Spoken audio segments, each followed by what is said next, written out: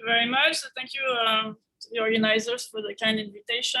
And I want to revisit a little bit some topics on Ginzburg-Landau vortices and present to you some, as well, some recent progress or investigation going on in extensions to 3 dimensions.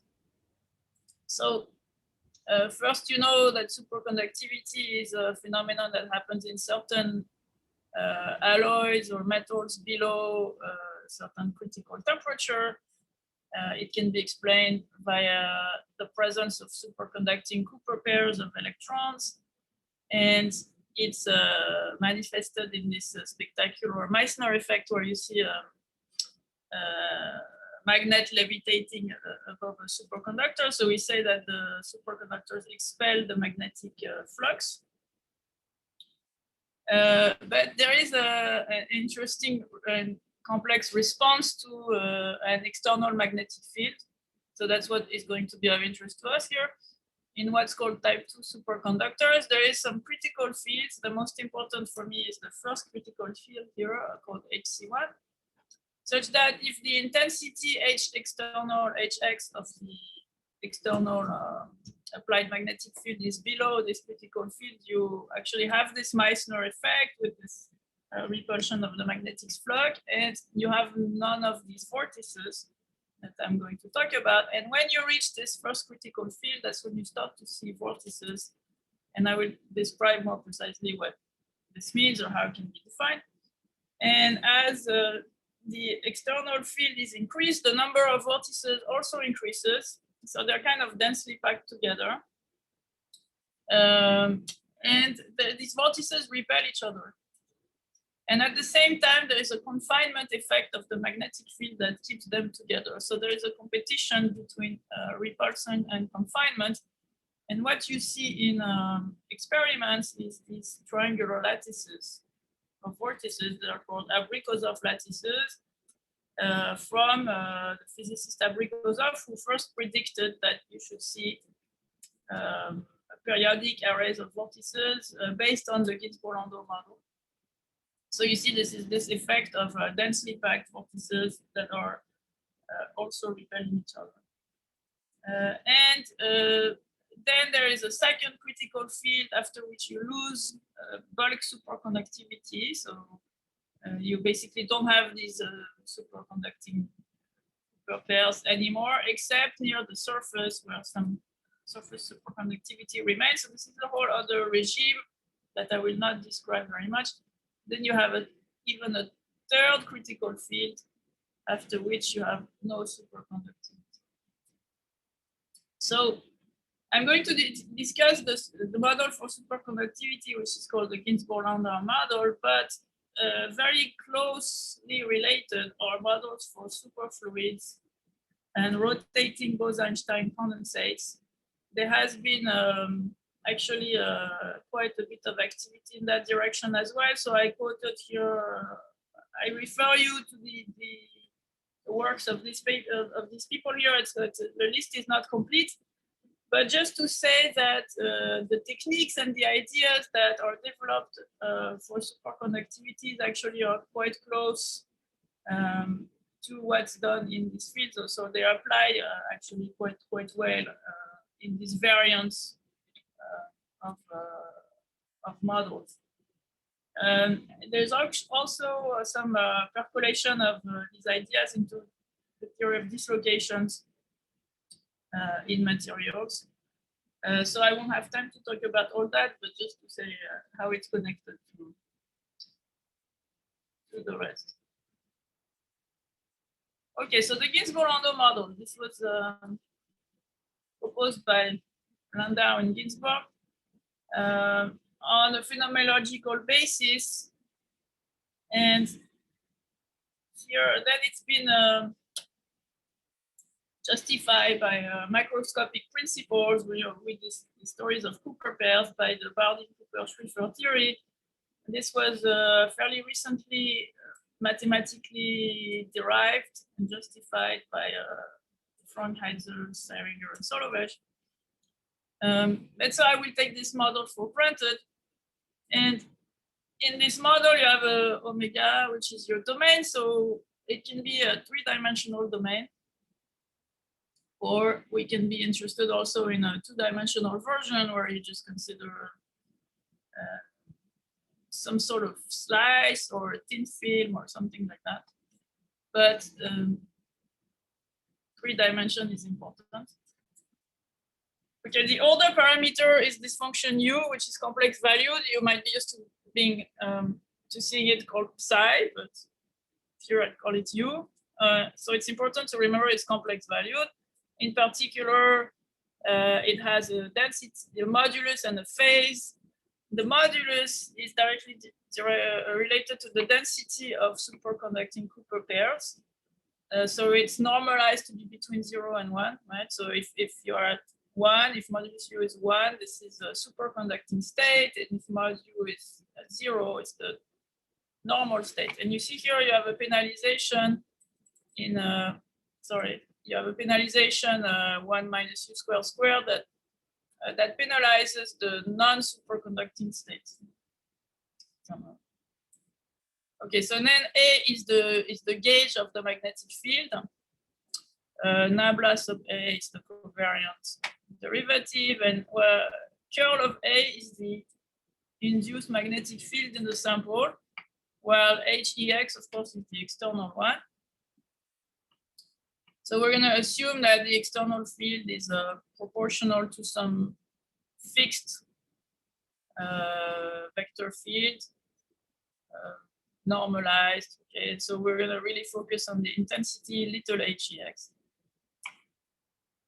And also in this model is a parameter epsilon, which is the inverse of the Ginzburg-Landau parameter, usually denoted kappa. So it's a material constant, and if you want to do asymptotics, you like to send epsilon to 0, corresponds to materials with very large kappa, which is, it's also the ratio of characteristic length scales in the material. So it's kind of reasonable to consider it very small. And this corresponds to what are called extreme type 2 superconductors. And the closest works in, in physics, you have famous textbooks on this topic, and the work of Etienne in particular very related to that, and does these asymptotics as well. Okay, so you don't have to read them in detail, but there are some Ginzburg-Landau equations that come with this functional. So there are the equations for critical points, if you want the Euler-Lagrange equation. And it's a little bit complicated because you have to solve for the magnetic field also outside of the sample, right? The magnetic field lives in whole space on 3. You have some Neumann boundary condition for the covariant derivative, and some tangentiality condition for the magnetic field, the jump of the magnetic field minus the external field. So not important to remember these equations at all. But, one feature of the model is that it's gauge invariant. So if you change U into U times EI phi and A into A plus grad phi for any phi that's smooth enough, you don't change the energy, and in particular you don't change the physical quantities. So the physical quantities are quantities that are all gauge invariant.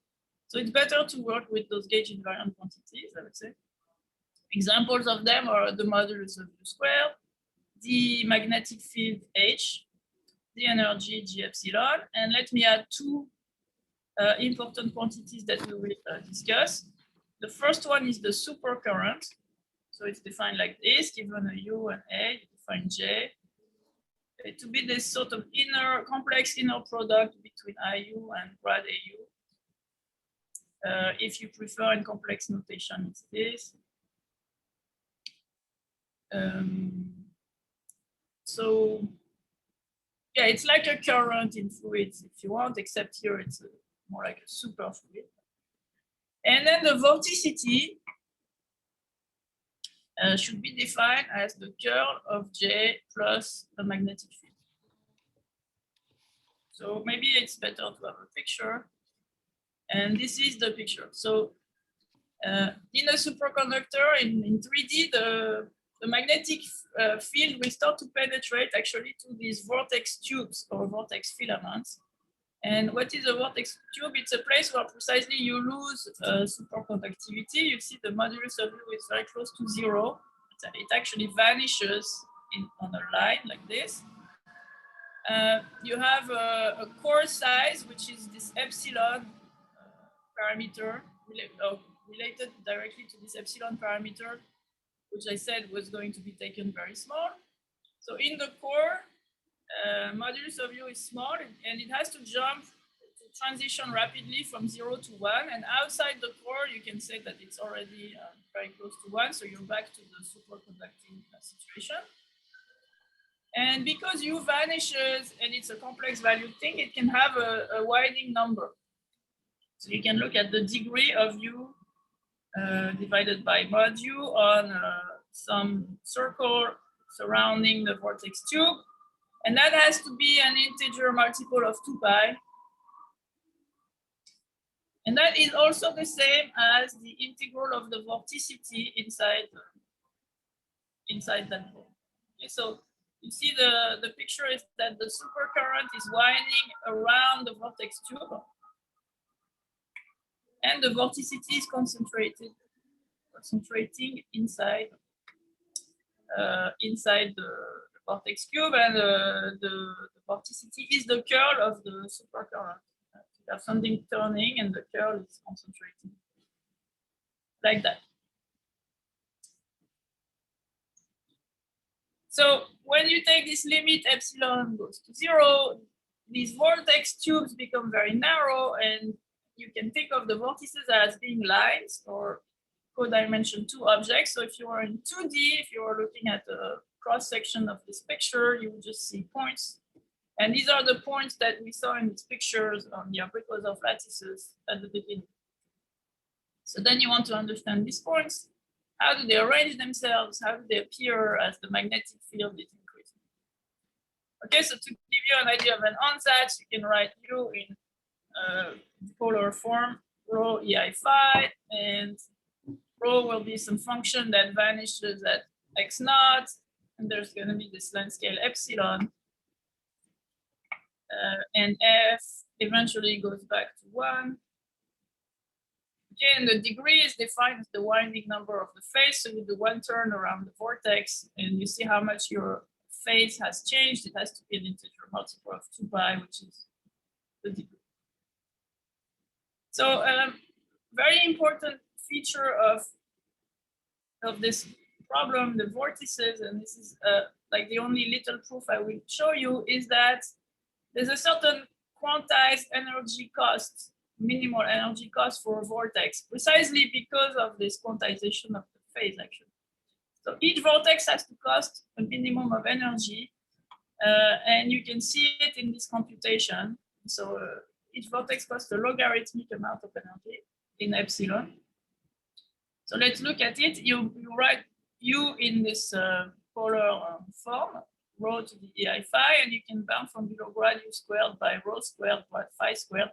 Okay, phi is not well defined everywhere, right? So it's not a true function, but let's do that. At least outside of the core, we can do that. So if we bound from below just with the contribution outside of this certain core of size r epsilon, so this is the complement here, and then I can say that I'm already in the region where mod U has come back to 1, so I can replace rho by 1. So formally, this is an idea of, so I can say this is almost like grad phi squared. And then I can bound this as an integral of integrals over circles, right? So I do things over increasingly sized circles. And now I apply Cauchy-Schwarz. So the integral of the squared is bigger than the integral to the squared divided by the length of the circle. So you pick up a 2 pi r.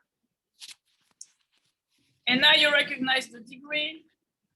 the vortex that comes out, this integral d phi d tau, it's a 2 pi d squared. And you have to integrate 1 over r, which is how the log comes out. So after this integration, you see explicitly 2 pi d squared log 1 over epsilon. So you see the energy of a vortex is not really carried in its core, it's carried in what's called the tail. So it's carried in a sort of annulus around the center of the vortex, but it's a divergent part of energy. So as epsilon goes to 0, it gets very large. And because in the energy original thing, I have a 1/2, I don't know if you see here, everything is with 1/2 in front. So it will become, instead of 2 pi, it's going to become pi. So at least pi d log 1 over epsilon. And remember, d is an integer, so d squared is always bounded below by 1 unless d is 0. So people have studied this thing, these types of vortices for a while. And important work was the work of Etienne and Etienne, who studied the simplified model where the only ingredient is the wave function u. You get rid of the gauge and you're in a domain in R2. And then you just want to minimize this or look at critical points in the limit when epsilon goes to 0. So what they found is that if you have a minimizer, vortices should be a degree all +1 or maybe all -1. Why +1 or -1? It's kind of obvious from this inequality after all. If there are to be vortices at all, so vortices are things with non-zero degree, otherwise it's not really a vortex. Well, d squared, as I said, is always bigger than 1. So the smallest energy cost is achieved when d is 1 or -1. So multiple degree vortices are not favorable. In fact, they are not stable. They are unstable. So they found this, that it should all be degree +1. Nice, but then there is a next order interesting phenomenon, which is the interaction between the vortices. And the vortices repel each other logarithmically, which is something that was known. It's not like a big surprise, but it's completely formalized here. This is the interaction between vortices. It's minus pi sum of di dj log of xi minus xj, where xi, xj are the vortex locations, right? The points of vortices. And vortices of same degree repel, vortices of opposite degrees attract. And so they call this a renormalized energy, but it's also like the Kirchhoff-Onsager energy if you were in the whole plane. And now they were working in a bounded domain, so they had some extra boundary terms of interactions with the boundary, if you want. So everything boils down to vortices that interact like logarithmically, like charged particles in 2D, if you want, with this logarithmic interaction. And so if you look at the energy, the minimal energy you find is pi n log 1 over epsilon. So pi log 1 over epsilon per vortex, this divergent part. But if you want to see something about where the vortices want to go, you have to go to the next order and look at the minimization of this function W. Okay, so now you will say this model, in fact, the minimizers are trivial. It's better to take u equals 1 and you have energy 0. So in order to have something non-trivial, what they did is they imposed some boundary condition, some sort of artificial boundary conditions, which had a degree and forced the vortices to occur. In the model with magnetic field, the true model, it doesn't happen like that. It's not from a boundary condition. It's really from the intensity of the magnetic field that vortices come up. They also prove that if you have critical points, non-minimizing solutions, then the vortices will want to converge to a critical point of this function W. Okay, so now if you want to be interested in the true model of Ginzburg-Landau, the problem is that when h is large enough, the number of vortices is unbounded when epsilon goes to 0.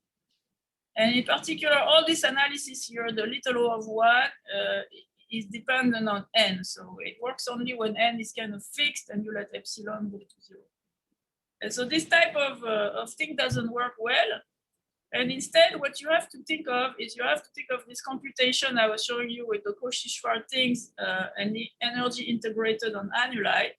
But the problem is that when there are many vortices and they are densely packed together, you have to stop your computation as you get near other vortices, because you cannot count the energy multiple times. So you actually have to isolate good annuli on which you can make this computation and be able to add the contributions of the annuli. This takes actually some skill and some thought.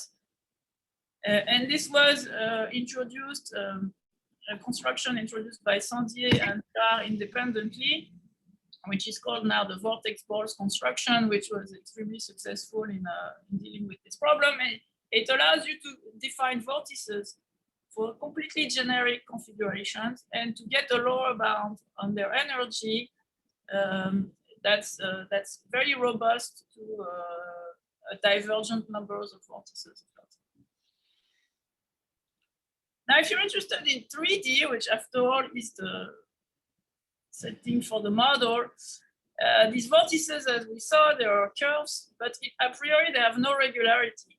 And that is an important difficulty because you have to understand them now using the framework of currents and some tools from geometric measure theory.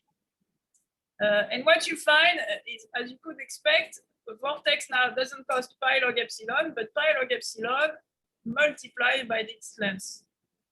You have to integrate these lower bounds, these estimates, over the whole length of the curve. So you see here, gamma is supposed to be my curve, and this norm of gamma is the length of the curve in this geometric measure theory sense. Okay, so this was studied first in this context of the simplified model with no gauge, and where the number of curves is bounded and you let them epsilon to 0. And then it was, the study for unbounded numbers started later. And of course, it takes more effort and more difficulties. And I will describe that a little bit later. Okay, so back to the vorticity. As I said, we introduced the vorticity like this: the curl of the supercurrent plus the curl of the magnetic field. It's actually a good definition. Why is it a good definition? Because if you think of U as a rho EI5, where phi is the phase, if rho was equal to 1, formally, you would get that mu of U and A. So with this cheating and replacing the modulus by 1, you find the curl of the gradient of the phase. Now, the gradient of the phase, the curl of the gradient should be 0, but the phase being something that's not really well defined at the vortex, it's a multi-valued function. The curl of the gradient of the phase actually picks up a Dirac mass at each vortex, weighted by its degree and with some 2 pi factor. So you see, with this relation, you see that mu of UA is really a good definition of vorticity, just like vorticity in fluids, because it picks up a vorticity measure, a sort of Dirac. So this thing is not quite an equality, but it can be made rigorous in a functional analytic sense. The closeness between those two things can be quantified in some weak norms as epsilon goes to 0 in a very general fashion, just for generic configurations. And these are called Jacobian estimates. They were developed by several, Gérard, Sonner, Sandier, Rivière, myself, over the years. So this thing is not only a formal computation, but you can actually make this quantitative and work. Okay, now we have to go back to the Ginzburg-Landau equations, despite the fact that they are quite complex and complicated to look at. But if you bear with me 1 second, I want to be in 2D for now. And I want to take the second equation and take its curl. So you recognize on the right-hand side, there is the supercurrent, and on the left-hand side, there is the curl of the magnetic field. So if you're not too scared by that, you will see that after you take the curl, of this equation. And let's say you're in 2D. You find this relation minus Laplace h plus h equals mu. So h is the magnetic field, mu is the vorticity, and this goes by the name London equation in physics. It's a well-known equation. And now this is nice because I can forget a little bit about my complicated Ginzburg-Landau equation, and I find a linear elliptic equation that relates the magnetic field and the vorticity. So you see that the magnetic field H behaves as if it was a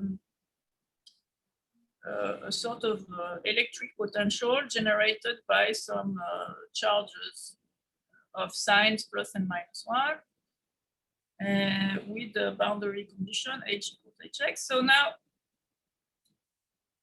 you can start to analyze for the energy, instead of analyzing U and A, you can start to analyze just H, in fact. So H is more, just one variable, it's scalar valued, it's much nicer. And you can see that this part of the energy, the covariant gradient part, is actually very well approximated by grad H squared for just by looking at the Ginzburg-Landau equation, you see that. And so now if you think that H is the potential generated by these charges, you can compute this formally as 2 pi sum of vi dj g of ai ha, where ai would be the vortex points and capital G is the Green's function associated to minus Laplacian plus identity, which is this operator that I have here. So you see, you already start to see the sum of pair interactions between the vortices,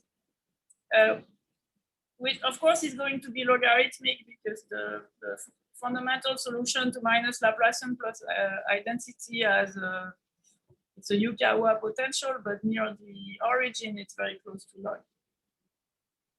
Okay, so this is sort of neglecting the problem of the self-interactions, which as we saw is divergent, and we have to remove it. It's log 1 over epsilon, but this is the sort of non-self interaction. Okay, so now if you want to understand what is going to happen, you have to look at this solution to the London equation when there are no vortices. So take the right-hand side to be 0, then you just have a parameter hx, so you normalize to make it 1. Okay, so then I find h0, I should look at the solution to that. What is this? This is a completely vanilla elliptic equation in a domain. It's going to be 1 on the boundary, and then inside the domain is going to go down and try to be close to 0. So if my domain was very large, it would have a boundary layer, and then it would be almost 0 in the middle, but it's not quite that. And we have to look at the places where this function is minimum. So it's kind of in the middle. We define this lambda omega to be the inverse of the maximum of the h0 minus 1. It's related to the minimum of h0, in fact. And gamma, so this should be h0. Gamma is the set of minima, and we're going to quickly assume that it's reduced to 1 point for simplicity. But then you can prove that the first critical field is proportional to log epsilon with this constant in front as the prefactor. So in the physics literature, what was known is they had a 1/2. 1/2 is what is correct for the infinite domain. If your domain becomes infinite, then this becomes 1/2. But for a finite domain, okay. So now let me use the situation where my domain is such that I have only 1 point of minimum for this function. Of course, it's true for a ball or an ellipse or many general domains. If it's not, it's just that you would have to handle 2 points at the same time. It's just not very interesting. And we're going to assume that the Hessian at that point P is a positive definite, so we have a non-degeneracy. And this is what we were able to prove with over a span of some years, and now it's better to look in the book that we wrote in 2007 with Etienne Sandier. is that not only you have a first critical field at which you start to see the first vortex, but in fact you have a sequence of critical values at which you start to see first vortex, then the second, then the third, then the fourth, etc. So Hn is the magnetic field intensity at which you see the nth vortex appearing, and little n is there. So you see it by increments of log. So first you have lambda log, and then when you add a sort of increment of log epsilon, so relatively small amount, you see an extra vortex. And so as long as you remain below Hc1 plus O of log, you have a finite number of vortices bounded when epsilon goes to 0. And you see here, between Hn and Hn plus 1, minimizers have exactly n vortices. All these vortices go to that center point as epsilon goes to 0, and they congregate there. So if you want to see how they congregate there, you have to rescale. So zoom near that point, so center at that point, zoom by the correct factor. And you see now that you have to minimize logarithmic repulsion, just like we knew we had, plus a confinement, which is quadratic, which is given by the Taylor expansion of the function h0 near its minimum. Okay, so quadratic confinement plus repulsion. So in fact, everything happens as if this function h0 was like a confinement potential. That's the effect of the magnetic field, which I told you confines the points, the vortices inside the sample. Not only confines them inside, at the beginning it prefers them really in the middle, but then you also have the repulsion of the points. And so you expect a picture like this. You see everything near the center and a few vortices quite separated by orders 1 over square root of hx distance. And because hx is proportional to log, so it's 1 over square root log. It's a small distance, but still. And if you were to zoom, you see these minimizers of this function. These are some numerical simulations of what they should look like when the number remains reasonably bounded. Okay, and now when you increase further the magnetic field, more vortices appear, and eventually their number is no longer unbounded. So as soon as hx minus hc1 is much bigger than log, the number of vortices is going to blow up as epsilon goes to 0. And you will not be able to apply these tools for bounded numbers of vortices. So you really need the sort of more robust tools. But still, if you're much below log epsilon, you have a number that remains much less than hx. And you're starting to see now vortices should be described via density because their number is blowing up. So the density of vortices will be the minimizer of this interaction energy, which is, if you want, the counterpart of this discrete interaction here. It's this continuum interaction with now probability densities for the mu.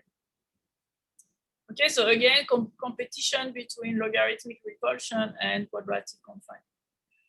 And when you finally reach lambda log epsilon with a lambda that's strictly bigger than the critical one, finally the vortices are no longer confined near that point P, that initial point, but they create like a real blob of vortices that's starting to take a macroscopic size in the domain.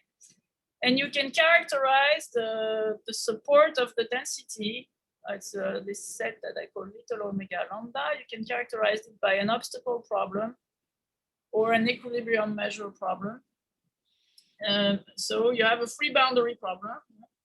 And the density of vortices is uniform in that set. And outside, the density is 0. And that set is growing as you're increasing the applied field. So eventually, the effect of the confinement is less and less strong, and the patch of vortices is growing until it occupies the whole domain. And you always have a uniform density. And at the end, when hx is much bigger than log, and before you reach the second critical field, which is higher, you have your vortices have filled up the whole domain with a uniform density. Okay, so uniform density, very nice. But we want to know a little more about the patterns formed by these vortices, because we saw these abricos of lattices at the beginning, right? So that's triangular lattices. It's very specific. So we'll discuss that in a bit. I want to say here that we also have a result if one would be interested in solutions that are not minimizing. Just like Bétuel-Brézy-Célin had a theorem for non-minimizing solutions that they sit at critical points of their interaction energy. There is a sort of version of this for infinite numbers of vortices. So again, now you have a limiting density of vortices. So you take the vorticity, divide by n, converge to mu. And the relation is something like mu grad h equals 0 formally, where h is the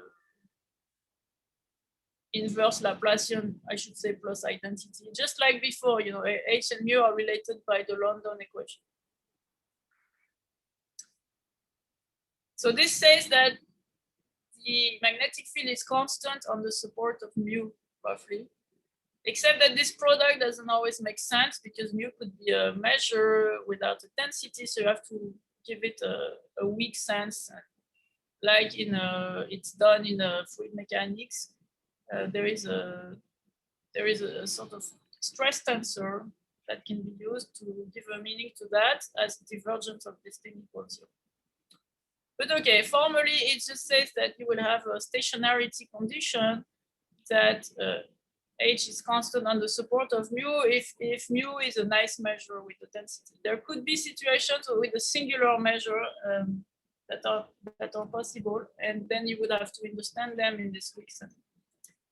I want to mention in 1 second that if you're interested in dynamics of Ginzburg-Landau vortices, you will encounter similar quantities because this is a stationarity condition. In dynamics, you will have a dt mu equals divergence of this thing.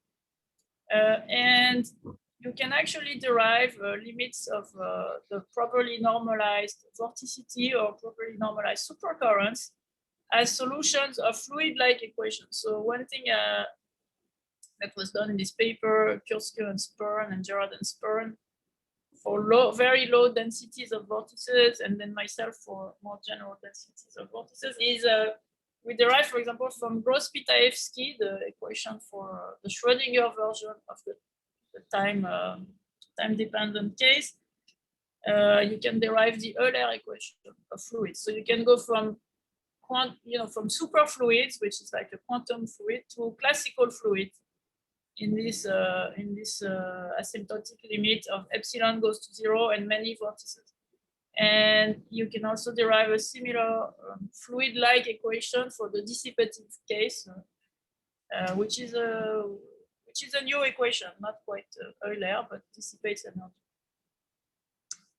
Okay, so as I said, what we want to do next is to try to see the patterns formed by these vortices beyond knowing this mean field limit, which is that their density is uniform. So we know the density is proportional to hx, so the distances between vortices is going to be 1 over square root of hx, that's because we are in 2D. So you want to blow up at that scale to see the pattern, okay? So we'll go back to that picture here, right? We want to blow up in this region at scale square root hx. And what's going to be the limit of the London equation after you zoom is going to be this relation minus Laplacian h equals 2 pi sum of Dirac's minus 1. Okay, you can take all the degrees to be plus 1 because majority of them is plus 1. So we derived an interaction energy for this infinite set of points. This system like this is called the Gelium, as you know. So it's a system of positively charged particles with a negatively charged uniform background here in the plane. And we define this new W function to be essentially, again, the gradient of h squared, but computed in a large volume limit. So this is the average per unit volume of this. and computed in a renormalized way, because when you have Dirac's, this integral of grad h squared is singular. It's actually divergent near each point. So this thing that I wrote doesn't make sense. So you have to define it in a renormalized way. So why is this the energy? Well, because I told you something very formal like that before, right? I told you the energy here is almost like gradient h squared. So that should be what matters in the end. So we gave a formal definition to this. Again, it works with Etienne Sandier. And what we proved at the end of the day is that when you have these situations with many vortices, if you zoom at the right scale, for almost every zooming center, you see a minimizer of this W. So what is converging? It's really the normalized superconducting currents that are converging. And they're converging to vector fields like grad H here, which minimize this thing over all things that satisfy an equation of the red type here. So they have to be connected to some points. It's not just vector fields, but it's vector fields that whose Laplacian is the sum of derives, -1. Okay, so now what configurations minimize this W? Well, we had formed this conjecture that the minimum of W is achieved for points that form a triangular lattice, like the Abrikosov lattice. Why this conjecture? So why first is the experiments, right? That's what you believe. But there's other reasons to believe in that. And one of them is that you can minimize among all lattices. So for example, you can compare a triangular lattice, a square lattice, any lattice of fixed volume. And it is proved that the minimizer is the triangular lattice among all lattices. So this is a number theory result, actually, from the 50s. So you have to translate it in the language of this W, but it works. Another thing that we translated recently with Mercia Petrake is this Cohn-Kumar conjecture. So what is the Cohn-Kumar conjecture? Cohn-Kumar conjecture is something that says that there are 3 special dimensions, 2, 8, 24, in which there are special lattices, which universally minimize a very big class of interaction energies. For example, sphere packing, all decreasing energies, inverse powers, etc. And in dimensions 8 and 24, they were able to prove this conjecture recently. It was last year. It was a big breakthrough, following a breakthrough by Vyazovskaya, where she introduced this Vyazovskaya transform for solving sphere packing. The conjecture was also formulated in 2D and said that the triangular lattice should be the minimizer. But they haven't been able to prove it in 2D, so it remains open. However, what we did is we proved that if they can prove their conjecture, which is formulated in slightly differently, which is formulated for smooth interaction energies, right? Interaction kernels, if you want.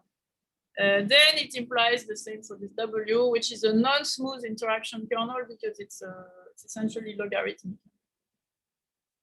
Okay, so we are left with this open question, but modulo this. If you want modulo this sort of number theory problem that remains, we have derived from the Ginzburg-Landau energy a minimization problem whose minimizers we believe are triangular lattices. So it's almost a proof of the Abrikosov lattice, but there's this last step that is for now still a conjecture. Okay, so this is what I said, like among lattices, it's the triangular lattice. Okay, so now I want to switch to 3 dimensions because that's where now a lot remains to be done. We are far from the understanding we are in 2 dimensions. So as I told you, first people studied things without the gauge. And remember the energy cost of a vortex in 3D is proportional to its length. And that's leading order, that's log epsilon. It's really the most important part of the energy. So if you want to minimize length, what do? You make straight lines. And that's what people found. Vortices make straight lines. They make minimal connections if you want. If you're in a, if you fix what they do at the boundary.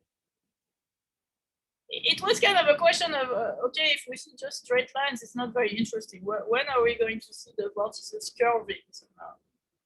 It's there because in physics you see curves also. Okay, Etienne and Rivière did some formal work in the Bose-Einstein condensate setup, but it's very similar, where they derived for the first time the idea that there should be a competition between the length and the logarithmic repulsion. Alberti, Baraldo, Orlandi continued the theoretical work of, if you want, the question in 3D is to make the analog of this vortex ball construction. That's very hard. I mean, technically, it's very delicate. And so they did it by polyhedral approximation, but it's not epsilon quantitative. Then there are some works on deriving the first critical field, at least what it should look like. And Baldoja or Landisona, what they did is the analog of this obstacle problem that I described. So you have where you had a vortex density patch that's growing as the external field is increased, and they did the sort of analog of that in 3D. That gives already the leading order of the first critical field. Contreras and Gerard have some recent work in which they study an idealized model where you pin the vortices to 2 points on the top and bottom, and then you let them be almost parallel filaments. And so there will be a competition between the lengths and the fact that they repel each other logarithmically, so they don't want to sit on top of each other. And they derive the total lattice equation for this thing. That's quite nice. Okay, then Carlos Roman, who was our student with Etienne Sandier, did the first quantitative 3D vortex approximation construction, which is a thing where, as I said, you want to approximate the vortex lines, which are not necessarily regular, by some polyhedral curves, while having a good lower bound on the energy. So it's a sort of something to replace the ball construction, which would be valid at the epsilon level and robust to having large numbers of curves. Okay, so this is what the construction does. It replaces the vorticity by a sum of polyhedral currents. And you have a lower bound for the energy in terms of the mass of these currents times log epsilon plus some lower order term. And this thing is only taking the energy in a small set near the current. So this is the kind of optimal estimates that one likes to. Excuse me, what is meant by polyhedral currents? So pieces of lines, you know, just pieces of straight lines, piecewise. Piecewise straight. Piecewise straight, yes.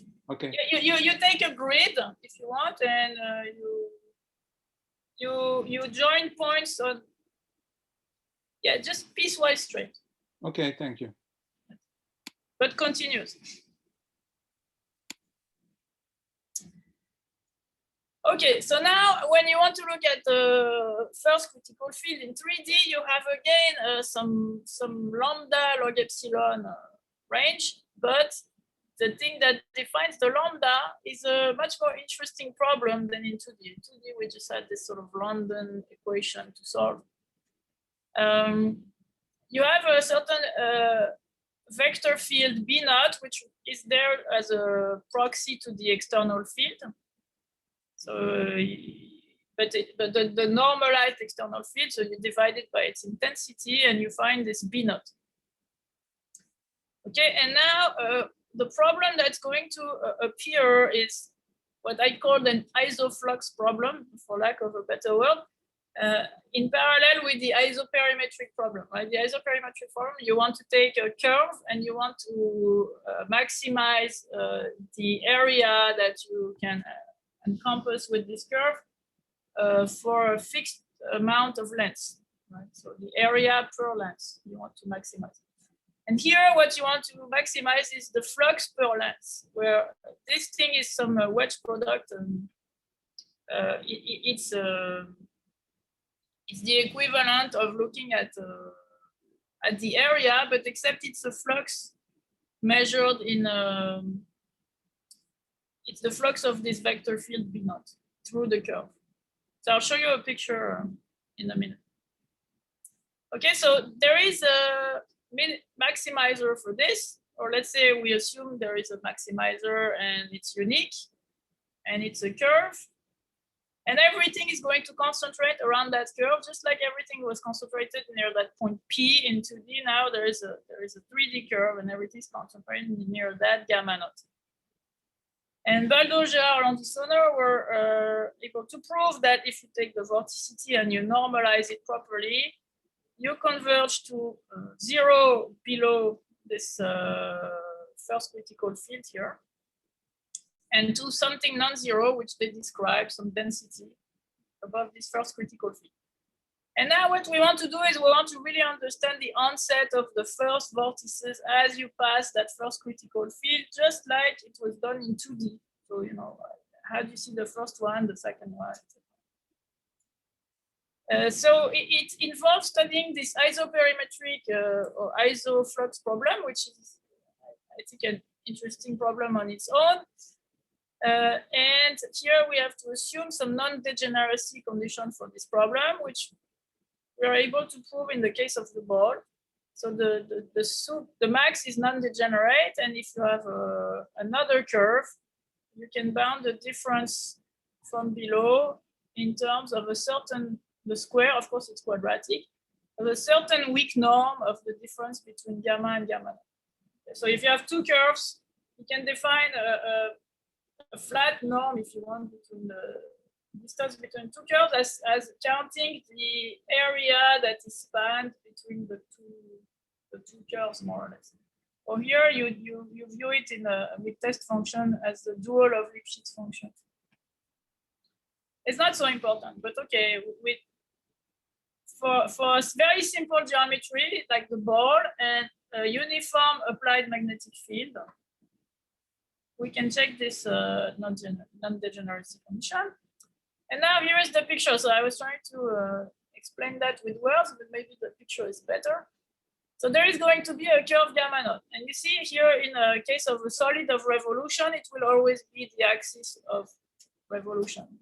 Not so exciting, but. And what this curve is doing, it's that if you look at the curve gamma naught and you pass through the boundary, you create surfaces. So you're allowed to use the boundary to close your loop. And through these surfaces, there is the maximal amount of flux of B naught. So that is what's counted. So you look at how much B naught has flux through the surface, and you want that to be maximal per unit of length of gamma naught. So you want the length to be small, but the flux to be large. And you find that this is the maximum you can do. And as I said, you're allowed to use the boundary. So here's the picture that's more 3D. You go through the boundary, you close your loop, you look at the flux, and you try to maximize that. Okay, so all the vortices are going to appear next to this gamma naught, and they are going to be concentrated there, but at the same time, they don't want to be too long, right? They always like to minimize their length. This is why they arrive normal to the boundary there. And they don't want to be too close to each other because they repel logarithmically. And this is why you start to see, you expect these pictures where finally you see a little bit of curving of the vortices, but only as you get near the boundary. Okay, so now if you had a non-symmetric geometry, then you could expect that sometimes gamma naught is not straight, which is nice. You don't want to do only trivial things. To give you an idea, this is a picture of simulations, numerical simulations of rotating Bose-Einstein condensates, where you see these curves that follow kind of the middle axis, but finally near the boundary, they curve and they go straight to the boundary in order to minimize their length. I should point out that this is not quite what we expect here, but I think the difference is due to the fact that they don't take epsilon very small. This is like a sort of fixed epsilon situation. And so we are in a caricature of that when we take epsilon going to 0. All right, so now I can give you some results. The time left. Okay, so maybe let's skip that a little bit. So we can characterize the first critical field more precisely. And just like in 2D, as long as you don't exceed HC10 plus an order of log epsilon, you can show that your, for minimizers, the polyhedral current that approximates the vorticity remains bounded. So it means there's only going to be a finite amount of length of curves as long as you don't exceed that. And so that means you're going to be able to actually identify and isolate a finite number of curves, even though they are not the exact vorticity, but they are good approximations of the vorticity. And you can start to look at their interaction. And the more precise description that we want to have is something where we see the competition between the length of the curves and the repulsion between the vortices and the magnetic confinement, which is if you want, going to the next order in this isoflux problem. Right? The magnetic confinement is giving you the isoflux problem. So it takes a while to formulate, but this is a result in the case of the ball, where you know that you have one straight curve in the center, the axis of rotation, as your target curve, as your gamma naught. The other curves, as I showed in the picture, are going to congregate around that curve. So if you want to see something, you have to dilate horizontally by a factor, which is square root of log epsilon.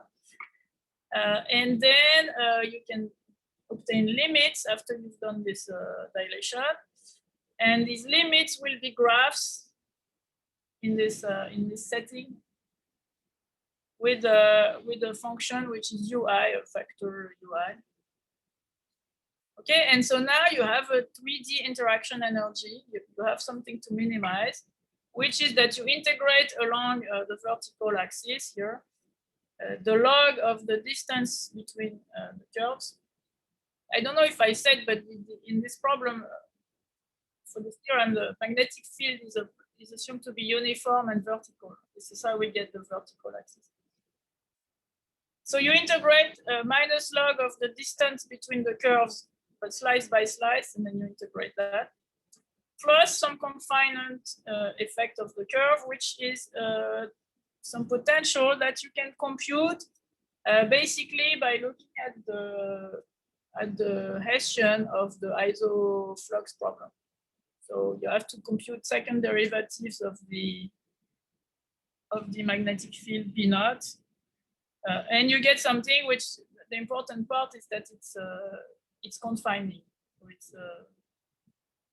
it's minimized at gamma naught, and it's positive. It lifts off positively away from gamma naught, and it involves the geometry of the curve, etc. So it's a little bit complicated, but so finally it gets something that justifies this picture that I was drawing, where you have all the curves congregating at distance 1 over root of hx from the core, but when you see the effect of the magnetic confinement in competition with the length and with the repulsion. So this is what happens for the first few vortices. Okay, time to stop. Thank you. Well, thank you very much, Sylvia. Are there questions?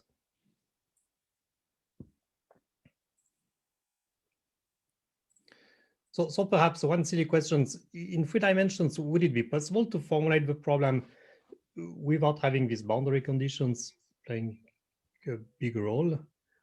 I mean, to somehow focus more on the bulk and to look at. So sorry, what do you mean by boundary, with these boundary conditions? Actually, not boundary conditions, but the fact that the volume is finite and the boundary plays a big role. Ah, so you want to have a sort of full space Yes. space model?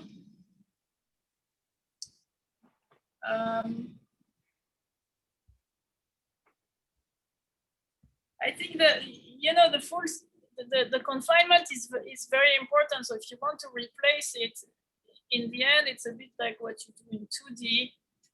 When you finally zoom, this is the, you see, this is the remainder of the confinement, is to have this -1. So that's a whole plane problem, and now you have a uniform background that's created by the confinement, and you can pose this problem, this Gellium problem, if you want, is the infinite volume. But before you can look at the Gellium, you need to know where the vortex patch is, and then that's the right problem. If you want to do that in 3D, if you zoom, eventually you will get locally you will get a 2D problem with, you know, the nearly parallel filaments. But what's interesting is not only that you have these parallel filaments, but that eventually on large scales they curve a little bit. So yeah, I wouldn't know how to. So it would be nice to model that directly.